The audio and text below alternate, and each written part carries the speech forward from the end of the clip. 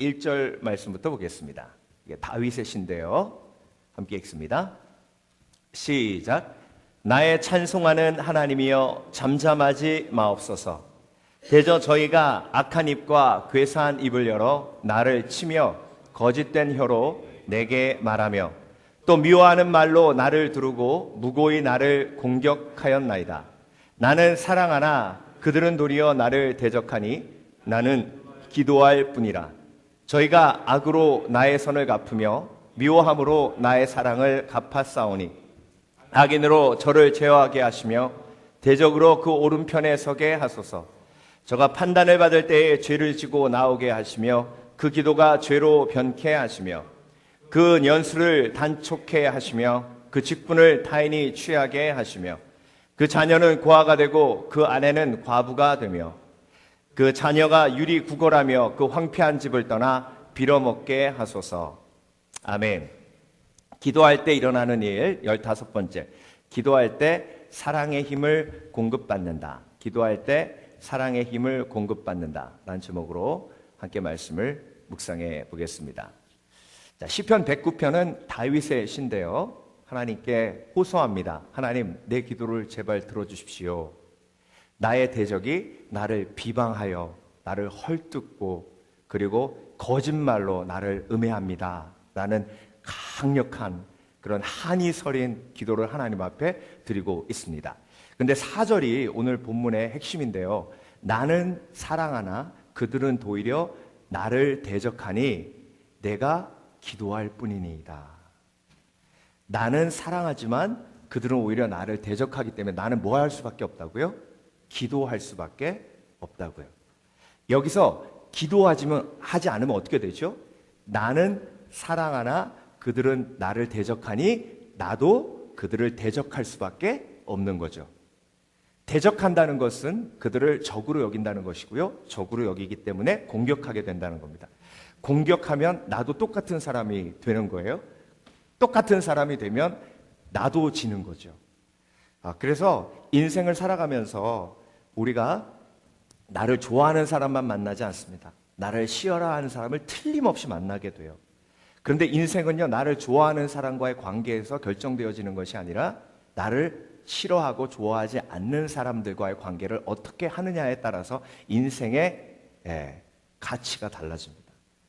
그래서 다윗은요, 이렇게 하나님 앞에 간절히 기도하는 겁니다.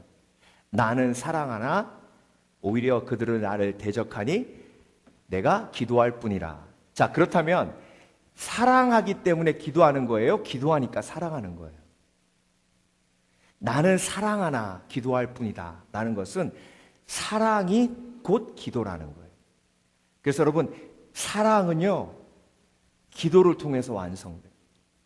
기도하는 사람만이 사랑할 수 있어요. 사랑하는 사람이 행복한 사람이고요, 사랑하지 못하기 때문에 안 행복한 거예요. 내가 안 행복한 이유는요, 내 삶 속에 문제가 있기 때문에가 아니라 내가 사랑할 능력이 내 속에 없기 때문에 그렇습니다. 그래서 기도를 멈춘다는 것은요, 대적을 많이 만든다는 것을 의미해요. 대적이란 건 뭐죠? 원수란 건 뭐죠? 원수란 건 영어로 이넴이에요. 적이에요. 적의 기준이 뭐죠? 사람마다 다 달라요. 사람마다 다 달라요. 어떤 사람은요, 자기한테 눈만 흘겨도 그 사람 위에다 꼬리표를 적이라고 붙여요. 어떤 사람은요, 자기한테 웃어주기만 하지 않아도 위에다가 적이라고 꼬리표를 붙여요. 제가 깜짝 놀란 게, 어제 제가 그 스타벅스에 갔는데 보통 이렇게 캐시어하고 얘기하면 항상 제가 이렇게 웃거든요. 웃으면 그쪽에서 웃으면서 얘기를 해요. 그래서 기분 좋잖아요. 근데 어제 항상 그랬듯이 제가 가서 이렇게 웃으면서 오더를 하려고 딱 그랬더니 거기 캐시어가 이렇게 인상 쓰고 쳐다보는 거예요. 그래서 제가 내가 웃음이 좀 덜했나? 그래서 이랬더니 또 쳐다보는 거예요. 그래서 확 기분이 나빠졌어요. 이 인간이 왜 이러나?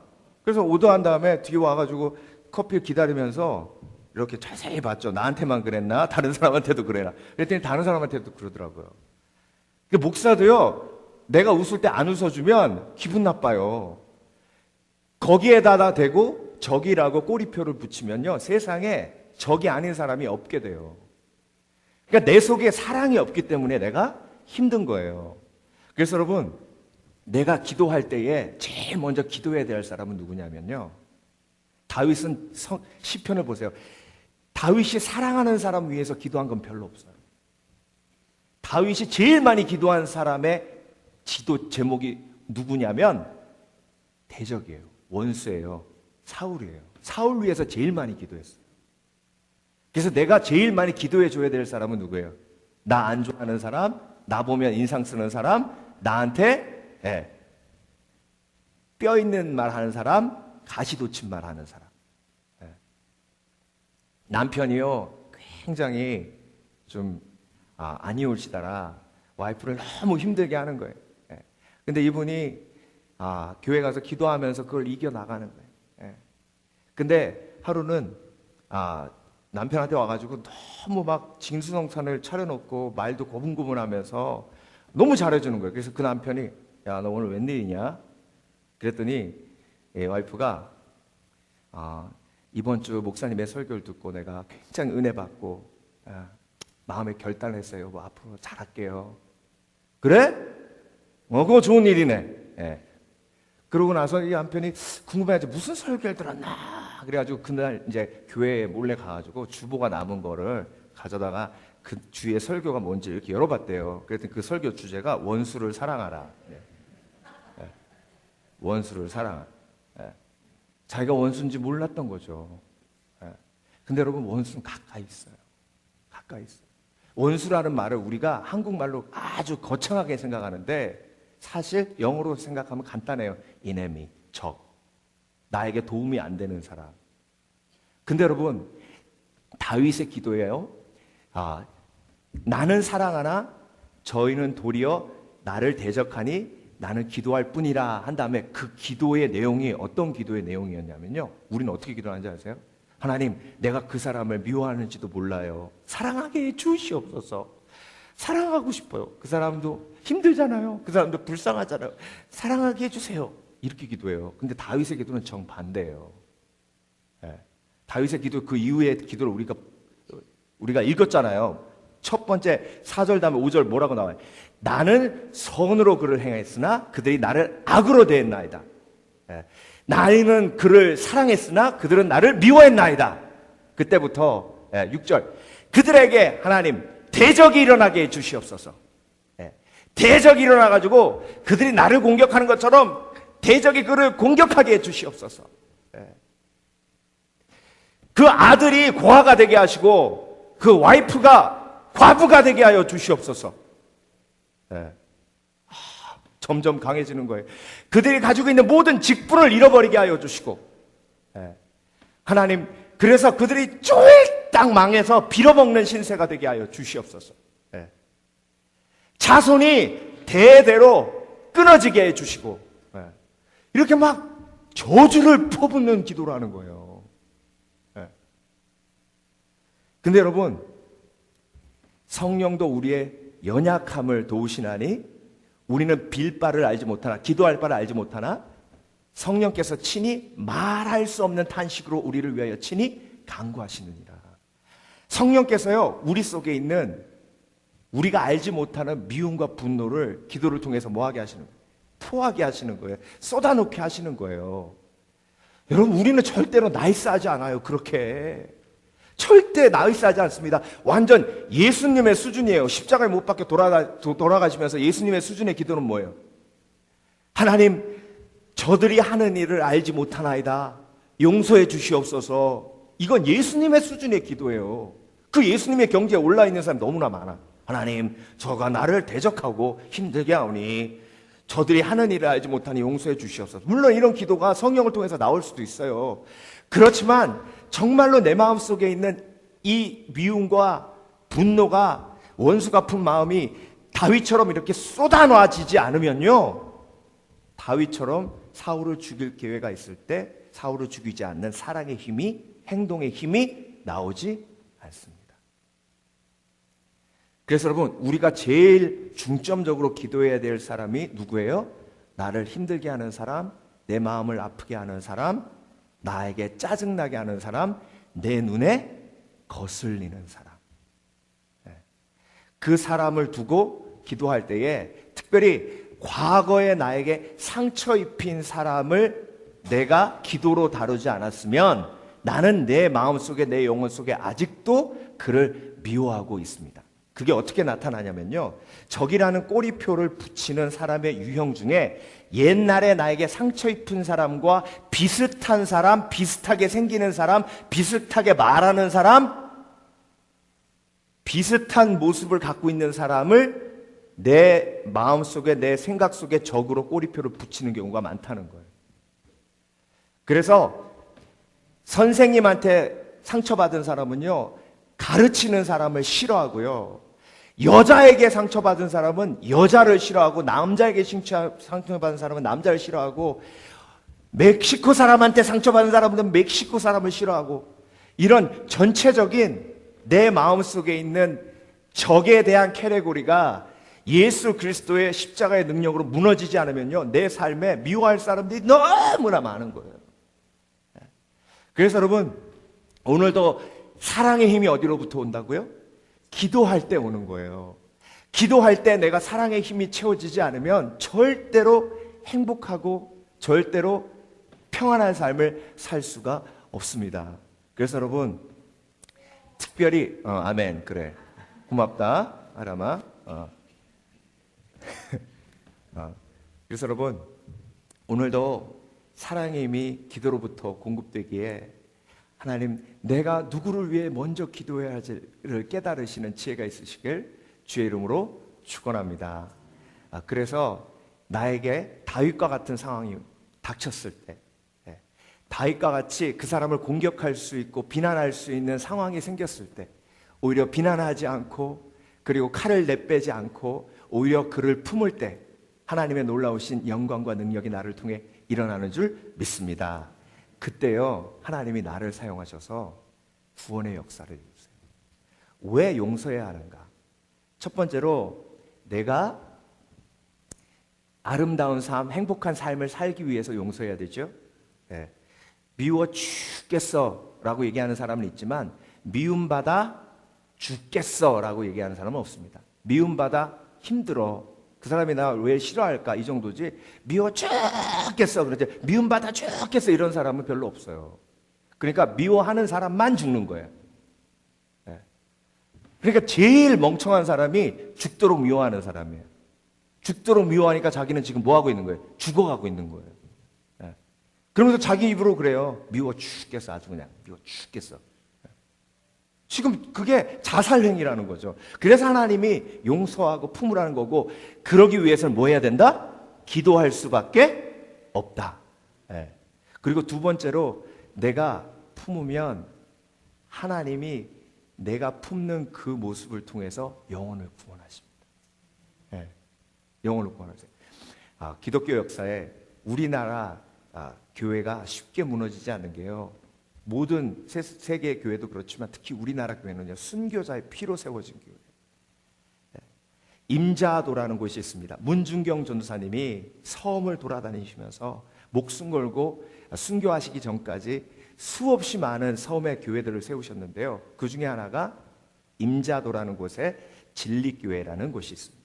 근데 1950년 10월에 진리교회에서 함께 성도들이 48명이 예배를 드리고 있었어요. 근데 그 함께 예배드리고 있는 속에 갑자기 공산군이 들어닥치는 거예요. 그런데 그 공산군과 함께 그 마을 사람의 공산당 앞잡이들도 함께 들어온 거예요. 그래서 갑자기 들이닥쳐서 죽창으로 위협하면서 여기서 예수를 부인하는 사람만 살려준다. 근데 48명 중에 한 명도 예수님을 부인하지 않을 때 이파닉 장로님이라는 분이 갑자기 크게 일어나서 소리 지르시면서, 하나님, 저들이 지금 하는 일을 알지 못하나이다. 하나님, 저들을 용서해 주시옵소서라고 외쳐요. 그때 몽둥이를 가지고 한 청년이 이파닉 장로님의 머리를 내리쳐서 그 자리에서 이파닉 장로님을 죽입니다. 그리고 48명을 아주 잔인하게 죽창으로 모두 죽여요, 교회 안에서. 근데 그 이파닉 장로님의 가족들이 48명 중에 13명이에요. 근데 큰아들만 일이 있어서 목포에 나가 있었어요. 큰아들이 그 소식을 듣고 빨리 자기 고향 임자도로 와보니까요, 이미 쑥대밭이 돼 있고 피가 낭자해 있고 자기 일가족 13명 전체가 다 순교당한 상태였어요. 그래서 자기도 자살하려고, 하나님 이렇게 살면 뭐합니까? 저도 죽겠습니다. 그리고 마지막 죽기 전에 하나님 앞에 그 원한이 서린 기도를 하나님 앞에 드리는 거예요. 하나님, 우리 아버지께서 평생 교회를 개척하시고 한 교회를 위해 헌신한 것 주께서 아시지 않습니까? 그런데 그 성도들 모두와 어떻게 일가족이 이렇게 한꺼번에 죽도록 하실 수 있습니까? 저는 아버지 뒤를 따라가겠습니다. 가족 뒤를 따라가겠습니다. 그리고 죽으려고 하는 순간 성령께서 우리의 연약함을 도우시나니 말할 수 없는 탄식으로 우리를 친히 간구하시느니라. 그 속에서 성령의 음성이 크게 들리는데 뭐라고 들리냐면, 내 아들아 원수를 사랑하고 품어라. 내 아들아 원수를 사랑하고 품어라. 이게 그분한테 사명이 된 거예요. 그래서 나에겐 원수를 사랑한 사명이 있구나. 우리 아버지와 내 가족을 모두 죽인 그 원수를 사랑해야 할 사명이 있구나. 그런데요, 하나님의 다스리심이 아주 신묘막측한 것이, 국군이 나중에 전쟁이 승리하는 쪽으로 돌아선 다음에 국군이 그 소식을 듣고 48명의 살인자를 만들어낸 그 공산군들과 그 잔당들을 소탕하기 위해서 그 임자도로 해병이 파병이 됐어요. 근데 파병이 될 때 이인재 청년, 그러니까 이판익 장로님의 큰아들, 그 큰아들을 데리고 간 거예요. 어떤 걸 판단하기 위해서냐면, 공산군인가 아니면 국군을 지원하는 사람인가, 그러니까 좌익인가 우익인가를 판단하는 그 판단의 기준으로 그 이인재 청년을 데리고 간 거예요. 근데 그 마을에 가보니까요, 공산군 앞잡이가 돼가지고 사람들 죽인 사람들이 아직도 살고 있는 거예요. 근데 그 사람들이 이제 초긴장을 한 거죠. 이인재 청년이 저 사람 공산군입니다 한마디만 하면 그냥 끝장인 거예요. 그런데 마을 사람 한 사람 한 사람이 나오는데요, 국군이 이상하게 생각할 정도로 공산군이 없는 거예요. 나중에 이인재 목사님이 되셨어요. 54년에 신학교를 들어가서. 하나님 뭐라 그러셨어요? 원수를 사랑하라. 그 사명을 받고 그들을 한 명 한 명 부를 때에 이 사람은 공산당이 아닙니다. 아닙니다. 아닙니다. 자기 아버지를 죽인 사람까지. 그리고 나중에 그 진리교회가요, 엄청나게 부흥했는데, 그 진리교회 안에는 이판익 장로님을 몽둥이로 때린 청년, 그 청년이 나중에 이인재 목사님이 중매해가지고 결혼까지 하고 그 교회 장로가 됐답니다. 이 놀라운 부흥의 역사가 그 섬에 일어난 거예요. 여러분, 이게 하나님께서 저와 여러분을 향해서 가지시는 계획이에요. 나를 대적하는 대적이 일어난 이유는요, 그 대적을 내가 품을 때에 구원의 역사가 일어나기 때문이에요. 그를 내가 품으로 하나님의 복음이 나를 통해 전파되는 거예요. 내가 그를 품음으로 내가 예수 그리스도의 살아계신 복음이 되는 거예요. 여러분, 오늘 내 마음속에 다윗의 마음이 품어지기를 원합니다. 기도하는 사람은요, 하나님의 마음으로 사람을 봐요. 그런데 기도하지 않으면 율법으로 사람을 봐요.